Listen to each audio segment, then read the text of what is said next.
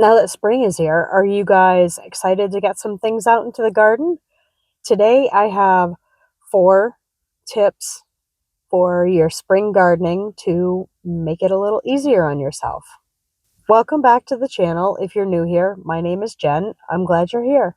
Today I've got some gardening tips that help me out quite a bit in the garden. The first one is to create a garden journal. What I do with mine is I just use a small 3-ring binder and just put paper in it. I also store my garden maps inside that as well.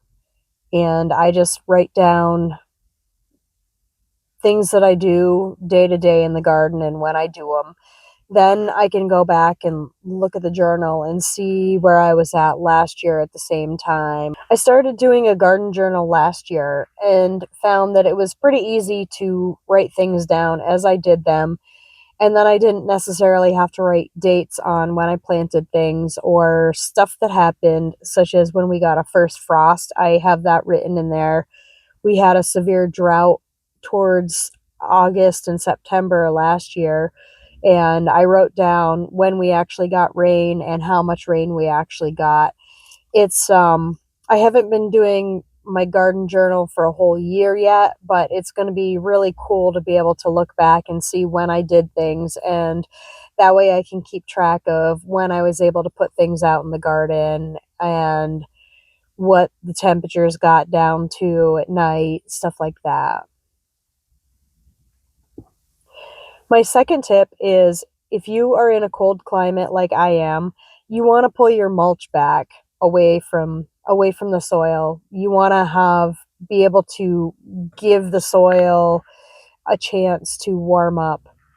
Then when the heat of the summer is on and the soil is warmer and drying out faster, I can put the mulch back around the plants to give their roots a little bit of shelter from the heat and also to keep the soil moist underneath it. My third tip is about hardening off. I'll explain the way that I harden off my plants. It's important to harden off your plants because when they go from being indoors to outdoors, the amount of UV rays, the light they get is so much more intense than it is under a grow light or in your windowsill. They need a little time to adjust to that so that they don't have as much transplant shock.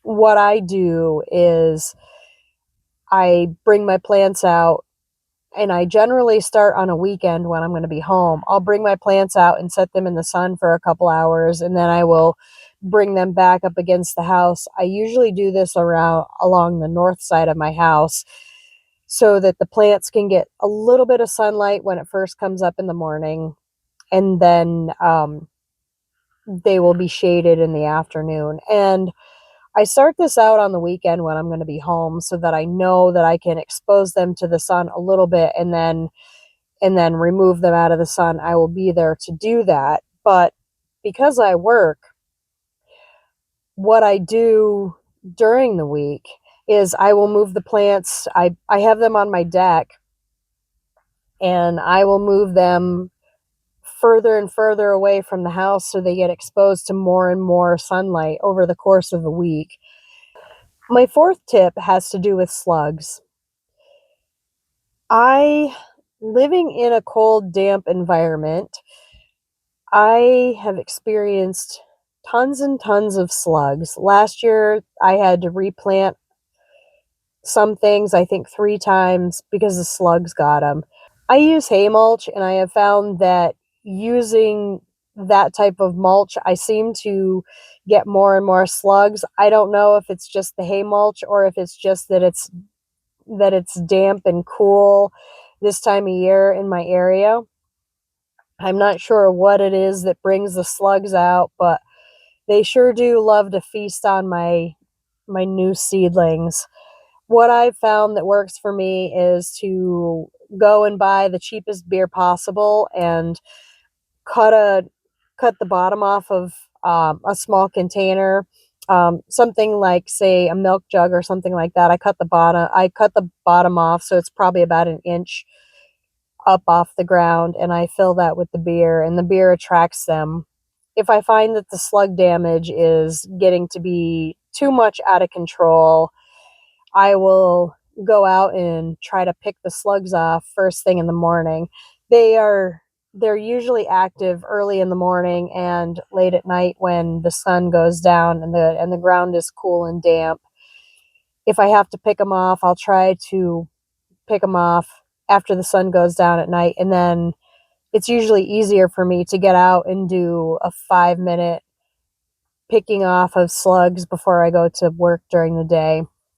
And I find that the beer catches them, and they like to crawl into the beer and have a sip and drown in there. That seems to be a good way to get rid of them as well. I hope you guys have found these tips to be helpful. If so, please leave a like, and I want to hear from you guys. What kind of tips do you guys have? What type of environment do you have? Are you growing in a cold, damp environment like I am, or are you growing in a warmer environment? Thank you for hanging out with me today. I'll see you in the next one.